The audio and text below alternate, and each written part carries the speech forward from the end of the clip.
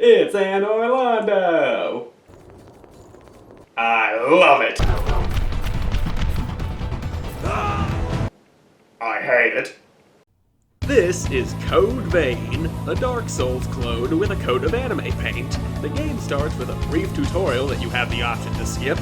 Then after a rather tedious opening sequence, you're thrown into the game, starting off with a basic sword that's actually just a pipe, a hammer that I didn't use, and a standard blood veil.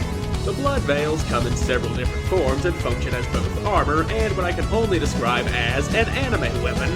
You also have 3 basic blood codes at the beginning, and blood codes are basically classes. Your stats depend entirely on your blood code. Each one has its own set of abilities called gifts.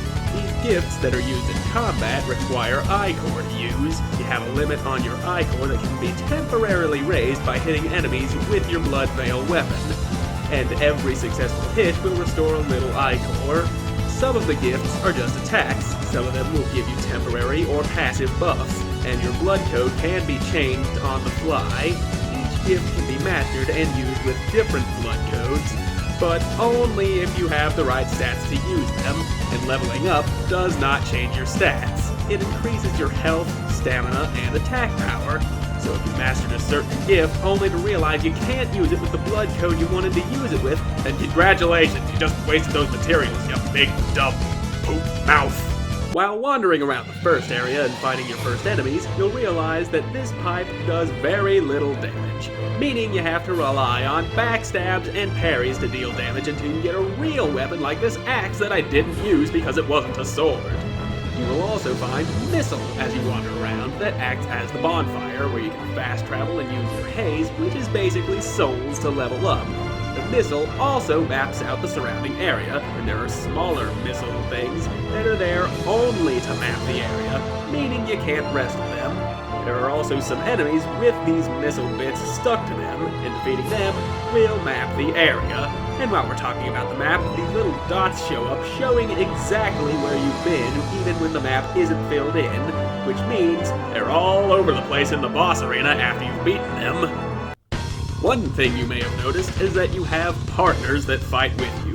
It's like summoning an ally, but without the need to summon them. You can swap out your partners at Missile. Each one has different abilities to help you in battle, like reviving you after a fatal blow, rather than just standing there and being a distraction for the enemy. They also talk a lot. Lantern. Let's remember this place. Have security numbers. We're in good shape. I think you can climb up from here. It's open. Sorry. I'm on my way. Hope we're done here soon. This terrain is difficult. So much so that I nearly shot myself just to stop hearing their dialogue. But I didn't have to do that because the developers knew just how annoying they were and included an option to turn off their dialogue. Your allies will also share their blood codes with you.